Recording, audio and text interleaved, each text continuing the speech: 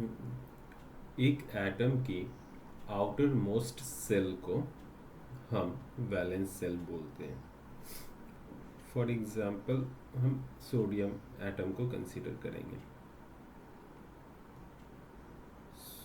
Na symbol है sodium atom की, और सोडियम एटम में इलेक्ट्रॉन की संख्या जो होती है वो 11 होती है, क्योंकि इसकी एटॉमिक नंबर भी 11 है।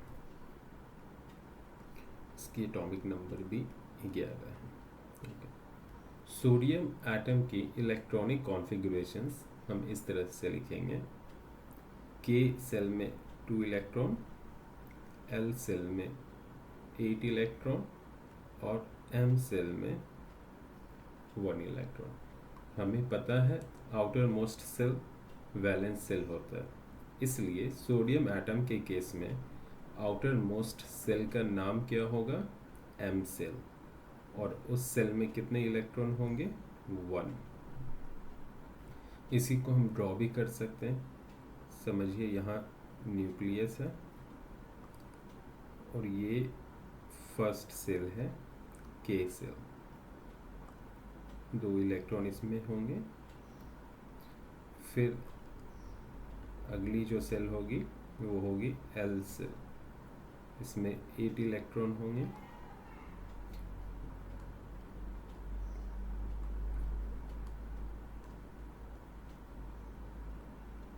और इसके बाद जो सेल होगी वो होगी वैलेंस सेल, इस केस में एम सेल, इसमें सिर्फ और सिर्फ एक ही इलेक्ट्रॉन होगी। ओके, तो वैलेंस सेल में जो इलेक्ट्रॉन होती है उसको वैलेंस इलेक्ट्रॉन या इलेक्ट्रॉन्स बोलते हैं। इस केस में एक ही इलेक्ट्रॉन है, इसलिए हम इसको वैलेंस इलेक्ट्रॉन बोलेंगे, सिंगुलर वैलेंस इलेक्ट्रॉन। अगर एक से ज़्यादा होती तो हम इलेक्ट्रॉन्स बोल देते। करेक्ट। तो सोडियम एटम को तो आप समझ गए। अब हम आते हैं मैग्नीशियम के ऊपर। तो मैग्नीशियम, मुझे थोड़ी सी इसको रब करनी होगी।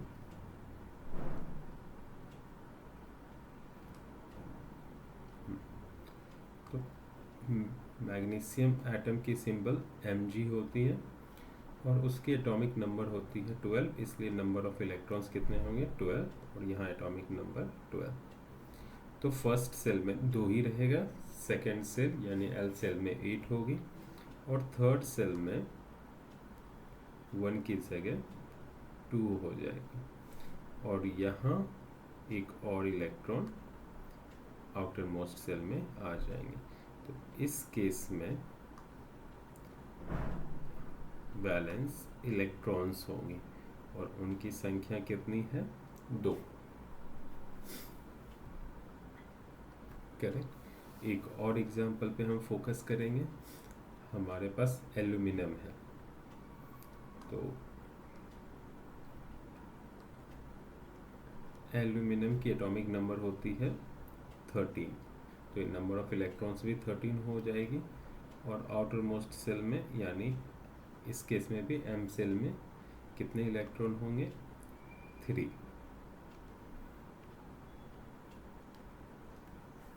ओके, तो ये बातें तो आप लोग समझ गए। आगे चलते हैं। नेक्स्ट चीज है, हाँ, केमिकल रिएक्शंस में कौन सी इलेक्ट्रॉन्स पार्टिसिपेट करती है एटम की? तो केमिकल रिएक्शंस में हमेशा वैलेंस इलेक्ट्रॉन्स पार्टिसिपेट करती हैं, क्योंकि वैलेंस इलेक्ट्रॉन के पास सबसे ज़्यादा एनर्जी होता है। तो वैलेंस इलेक्ट्रॉन्स पार्टिसिपेट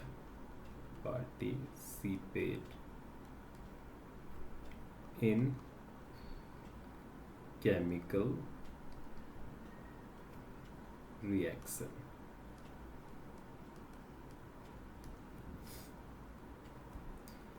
अब लर्न करेंगे केमिकल रिएक्शंस बेसिकली होती क्या, एग्जाम्पल के थ्रू। केमिकल रिएक्शंस में एक एलिमेंट के एक एटम से दूसरे एलिमेंट के एक एटम में इलेक्ट्रॉन या तो ट्रांसफ़र होती है या फिर शेयर होती है। और वो कौन सा इलेक्ट्रॉन ट्रांसफ़र या शेयर होती है? Valence electron. ओके, तो वैलेंस इलेक्ट्रॉन को हम इस तरह से भी डिफाइन कर सकते हैं। केमिकल रिएक्शंस में एक एटम की इलेक्ट्रॉन की संख्या जो ट्रांसफ़र होती हैं या शेयर होती हैं दूसरे एलिमेंट के एटम से, उन्हें हम वैलेंस इलेक्ट्रॉन्स बोलते हैं। ओके, तो मैं सोडियम के केस में 2 8 1 इसकी इलेक्ट्रॉनिक कॉन्फ़िगरेशंस थी। के सेल में 2, एल सेल में 8 और एम सेल में 1। तो ये जो 1 इलेक्ट्रॉन है एंड में यानी एम सेल में, यही पार्टिसिपेट करेगी केमिकल रिएक्शंस में, इसलिए इसको हम क्या बोलते हैं? Valence electrons. ओके, और जो वैलेंस इलेक्ट्रॉन्स हैं वैलेंस सेल में, वही डिटरमाइन करती है एक एलिमेंट की वैलेंसी को, एक एटम की वैलेंसी को। ओके, तो इस पॉइंट को भी मैं लिख देता हूँ। Valency of an element atom is determined by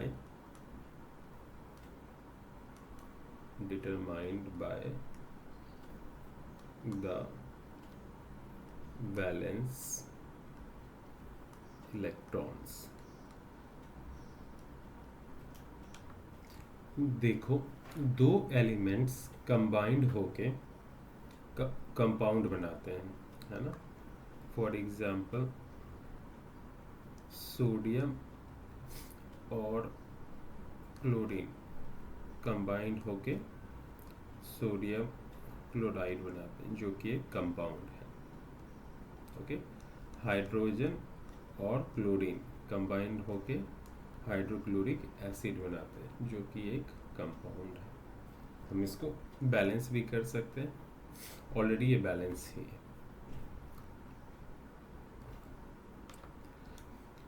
ठीक है। लेकिन कुछ एलिमेंट्स ऐसे होते हैं जो दूसरे एलिमेंट के साथ कभी भी कंबाइन नहीं करते, यानी कुछ एलिमेंट्स ऐसी होती हैं जो कि कभी केमिकल रिएक्शन में पार्टिसिपेट नहीं करती और केमिकल रिएक्शंस करके नई कंपाउंड नहीं बनाती हैं।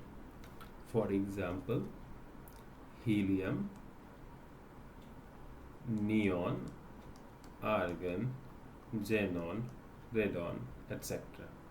तो ये जो एलिमेंट्स हैं जो कि केमिकल रिएक्शन में पार्टिसिपेट्स नहीं करती, इन्हें नोबल गैस कहा जाता है।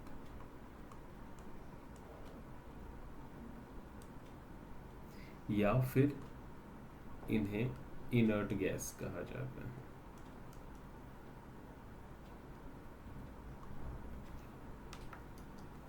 तो हमें पता चल चुका है नोबल गैस जो होती है या इनर्ट गैस,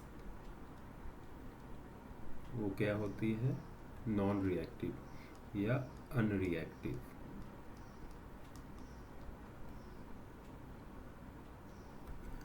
इसकी एग्जाम्पल्स भी हम जान चुके हैं। Helium, neon, argon, krypton, xenon and radon.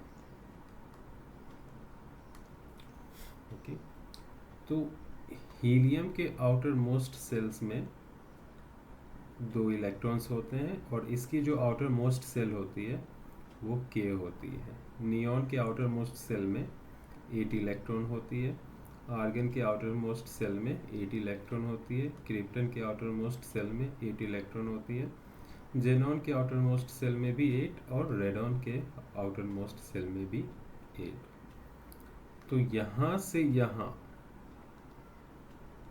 आप देख रहे हो सारी नोबल गैस के आउटर मोस्ट सेल में सिर्फ और सिर्फ 8 इलेक्ट्रॉन्स हैं, बट पहले केस में 2 हैं, ये एक एक्सेप्शंस है।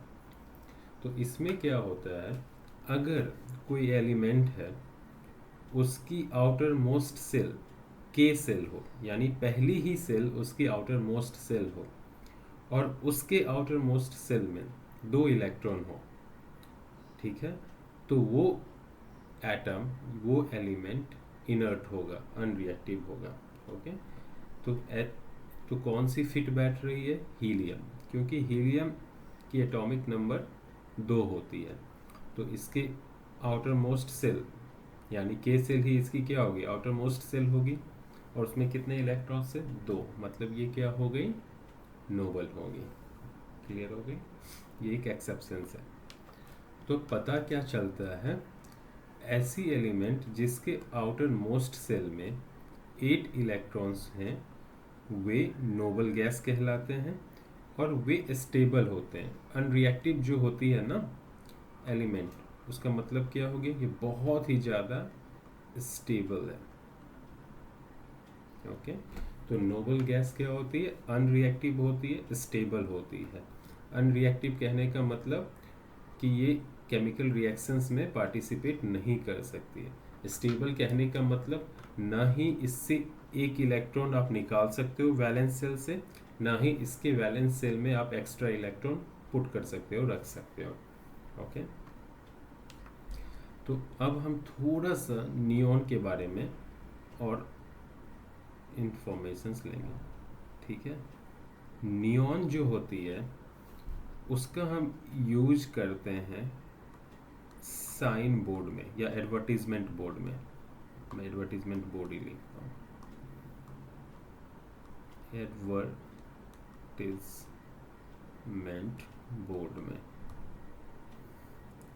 ऐसा इसलिए क्योंकि जब नियॉन गैस में, जैसे ये एक कंटेनर है ग्लास की, उसमें अगर नियॉन गैस फिल कर दो, ठीक है, और इसके अंदर से इलेक्ट्रिसिटी पास करवाओगे तो नियॉन गैस जो है रेड कलर में जलेगी, मतलब उससे रेड कलर निकलेगी, ठीक है, और उस रेड कलर का यूज हम करते हैं एडवर्टीजमेंट में।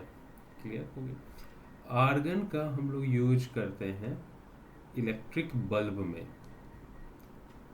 जो इलेक्ट्रिक बल्ब होती है उसमें हम आर्गन भर देते हैं। ऐसा इसलिए, मैं इसको ड्रॉ करके दिखाता हूँ। तो देखो यहाँ पे है इलेक्ट्रिक बल्ब, ओके, और ये है इसकी फिलामेंट।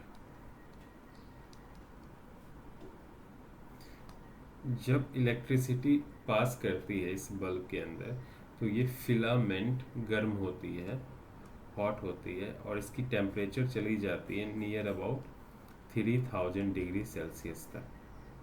क्लियर? और यहाँ बल्ब के अंदर जो ऑक्सीजन है उसके साथ फिलामेंट रिएक्ट करने लगता है, ठीक है। तो इस रिएक्शन से बचने के लिए इसके अंदर आर्गन गैस डाल दी जाती है, जिससे कि फिलामेंट गर्म हो तो वो रिएक्ट ना कर सके ऑक्सीजन के साथ जो कि बल्ब के अंदर है। ओके, अब इस लाइन को देखो, एन एटम हैज ऑक्टेट। इसका मतलब है एक एटम के आउटर मोस्ट सेल में 8 इलेक्ट्रॉन्स हैं, ठीक है। एन एटम हैज ऑक्टेट, इसका मतलब क्या है कि एक एटम की वैलेंस इलेक्ट्रॉन्स की संख्या 8 है। अब देखो, नोबल गैस जो है वो अनरिएक्टिव है, वो दूसरे एटम के साथ रिएक्ट करती ही नहीं है। तो इसलिए जो नोबल गैस के एटम्स हैं वो फ्रीली एग्जिस्ट कर सकते हैं, वो इंडिपेंडेंटली एग्जिस्ट कर सकते हैं। जैसे सोडियम है, वो हाईली रिएक्टिव है, तो इसको अकेला सोडियम एटम ढूंढना नेचर में मुश्किल है, नामुमकिन है, ठीक है। लेकिन अकेला हीलियम ढूंढना आसान है, नियॉन ढूंढना आसान है। क्यों? क्योंकि ये अनरिएक्टिव है, इसलिए ये सिंगल इंडिपेंडेंटली फ्री स्टेट में मिल सकते हैं। तो देखो ऐसी सारी एलिमेंट्स की एटम जिनके आउटर मोस्ट सेल में 8 इलेक्ट्रॉन्स नहीं होते हैं वे अनस्टेबल होते हैं। ठीक है, तो अनस्टेबल एटम की टेंडेंसी होती है कि वो क्या बन जाए, स्टेबल बन जाए। क्लियर? दुनिया में जितनी भी अनस्टेबल एटम है उनकी टेंडेंसी है कि वो स्टेबल बन जाए। तो ये अनस्टेबल से स्टेबल 3 तरीके से बन सकते हैं। ठीक है, तो पहला तरीका है ये इलेक्ट्रॉन डोनेट कर दे, है ना। कुछ एटम्स, है ना, कुछ एटम्स जो हैं वो डोनेट करके वैलेंस इलेक्ट्रॉन्स को डोनेट करके स्टेबल बनते हैं। कुछ एटम्स ऐसे होते हैं जो कि रिसीव करके स्टेबल बनते हैं, यानी गेन करके स्टेबल बनते हैं। कुछ एटम्स ऐसे हैं जो दूसरे एटम के साथ इलेक्ट्रॉन शेयर करके स्टेबल बनते हैं। ठीक है, तो पहले तो हम समझेंगे स्टेबल का मतलब क्या हो गया कि इलेक्ट्रॉन की आउटर मोस्ट सेल में 8 इलेक्ट्रॉन्स होनी चाहिए, यानी ऑक्टेट फॉर्म होना चाहिए। देखते हैं एग्जाम्पल के थ्रू इसी चीज को समझते हैं। मान लो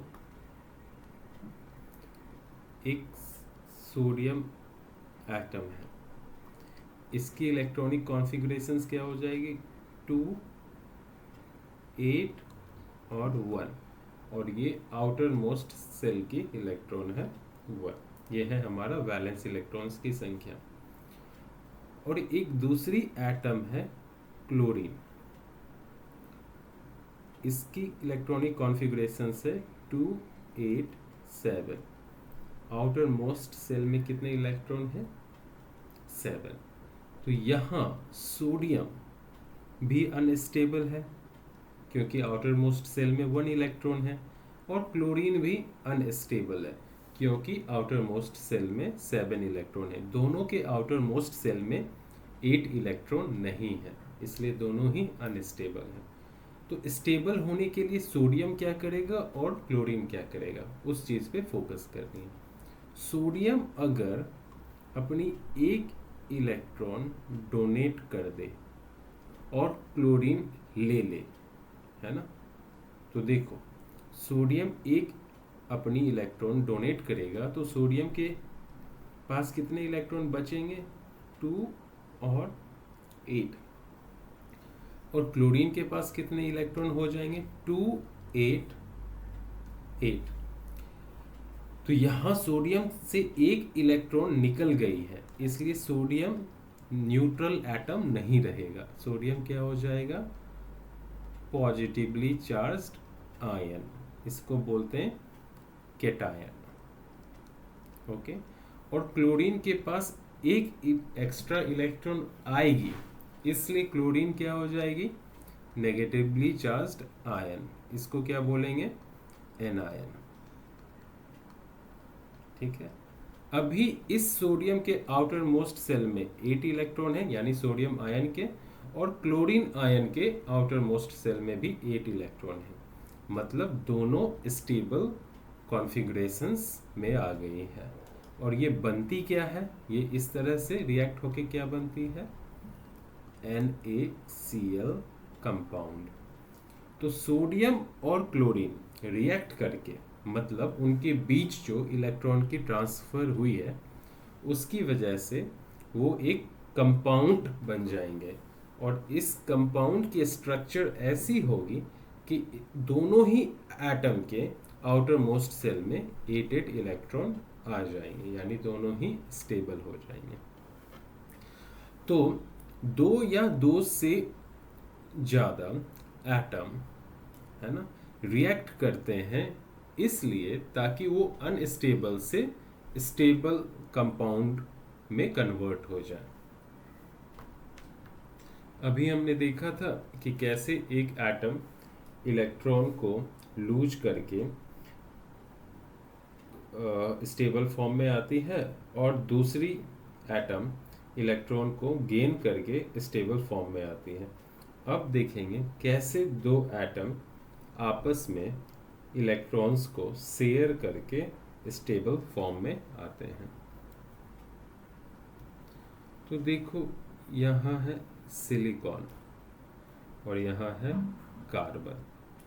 सिलिकॉन के आउटर मोस्ट सेल में 4 इलेक्ट्रॉन्स होते हैं और कार्बन के आउटर मोस्ट सेल में भी 4 इलेक्ट्रॉन्स होते हैं। तो दोनों ही एटम की एनर्जी इस तरह से है कि दोनों ही आउटर मोस्ट इलेक्ट्रॉन को से लूज नहीं कर सकते और गेन नहीं कर सकते, यानी transfer of electrons silicon atom और कार्बन एटम के बीच में नहीं होगी। तो क्या करना पड़ेगा, इन दोनों को ही अपने अपने इलेक्ट्रॉन्स शेयर करनी पड़ेगी। जब ये शेयर करेंगे तो दोनों के ही आउटर मोस्ट सेल में 4 यानी 8 इलेक्ट्रॉन्स हो जाएगी। इसको इस तरह से हम अंडरस्टैंड करते हैं। तो देखो, यहाँ पे सिलिकॉन के आउटर मोस्ट सेल में 4 इलेक्ट्रॉन है और कार्बन के भी आउटर मोस्ट सेल में 4 इलेक्ट्रॉन है। तो अगर ये शेयर करें अपने अपने आउटर मोस्ट सेल के इलेक्ट्रॉन तो क्या हो जाएगी, अभी सिलिकॉन के पास 8 हो गई और कार्बन के पास भी क्या हो गई, 8 हो गई। क्लियर हो गई। तो इस तरह से ये बॉन्ड फॉर्म करेंगे। तो ऐसे एटम जिसके आउटर मोस्ट सेल में 1, 2 और 3 इलेक्ट्रॉन्स हो वो लूज करते हैं, losing electrons to become stable.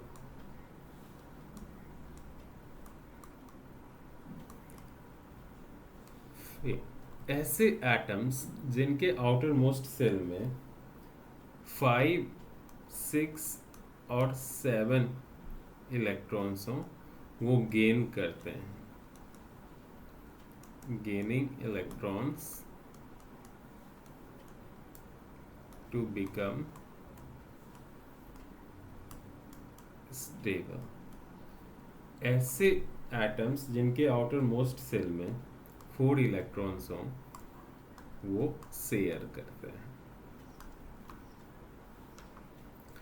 एक बार फिर से रिवाइज करवा देता हूँ। स्टेबल होने का मतलब होता है एक एटम के आउटर मोस्ट सेल में 8 इलेक्ट्रॉन्स का होना, यानी नियरेस्ट इनर्ट गैस कॉन्फ़िगरेशंस को अटेन करना। अब हम समझने की कोशिश करेंगे वैलेंसी को। देखो, हम एक कंपाउंड कंसीडर करते हैं CH4 यानी मीथेन को। ये मीथेन की एक मॉलिक्यूल है, मीथेन कंपाउंड की एक मॉलिक्यूल है, सिंगल मॉलिक्यूल है ना।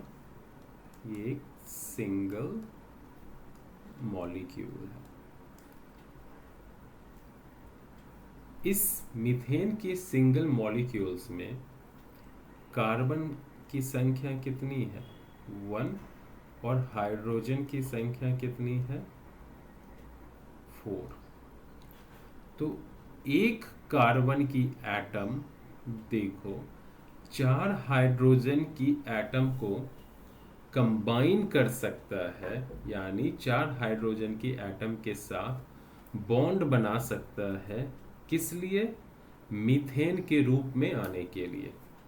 इसको ऐसे भी बोल सकते हैं, एक कार्बन की एटम हाइड्रोजन की 4 एटम के साथ कंबाइन करके मीथेन बनता है। यानी कार्बन की जो एटम है उसकी कंबाइनिंग कैपेसिटी कितनी है, 4 है हाइड्रोजन के लिए।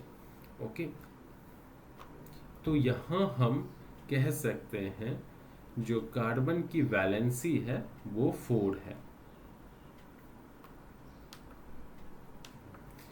इसी तरह अगर आप H2O यानी वाटर की एक मॉलिक्यूल क्या है? H2O। इसमें हम देखते हैं ऑक्सीजन की एक एटम है और हाइड्रोजन्स की 2 एटम है। यानी ऑक्सीजन की एक एटम हाइड्रोजन की 2 एटम के साथ कंबाइन करके वाटर मॉलिक्यूल फॉर्म कर रही है। इसका मतलब क्या हुआ? ऑक्सीजन की जो वैलेंसी है वो 2 होगी, क्योंकि वो हाइड्रोजन की 2 एटम को कंबाइन कर सकता है। तो वैलेंसी को हम कंबाइनिंग कैपेसिटी भी बोलते हैं। तो एक एटम की कैपेसिटी कि वो दूसरे एलिमेंट की जो एटम है उसके कितने एटम को कंबाइन कर सकता है, वही उसकी वैलेंसी होती है। एक और एग्जांपल देखते हैं। यहाँ HCl है, ठीक है। तो हाइड्रोजन की एक एटम है, क्लोरीन की एक एटम है। यानी हाइड्रोजन की एक एटम क्लोरीन के एक एटम के साथ कंबाइन हो सकता है, या फिर उल्टा भी बोल सकते हैं, क्लोरीन की एक एटम हाइड्रोजन की एक एटम के साथ कंबाइन हो सकता है। यानी दोनों की ही कंबाइनिंग कैपेसिटी इस केस में 1 है। यानी दोनों की वैलेंसी कितनी हो गई? 1। वैलेंसी डिटरमाइन होती है वैलेंस इलेक्ट्रॉन्स की संख्या के ऊपर। यानी आउटर मोस्ट सेल्स में कितनी वैलेंस इलेक्ट्रॉन्स हैं ये डिसाइड करेगी वैलेंसी क्या होगी। कुछ के एग्जाम्पल डाल के मैं दिखाता हूँ।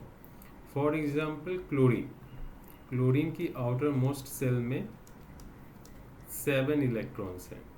तो ये क्लोरीन क्या करती है? एक इलेक्ट्रॉन बाहर से ले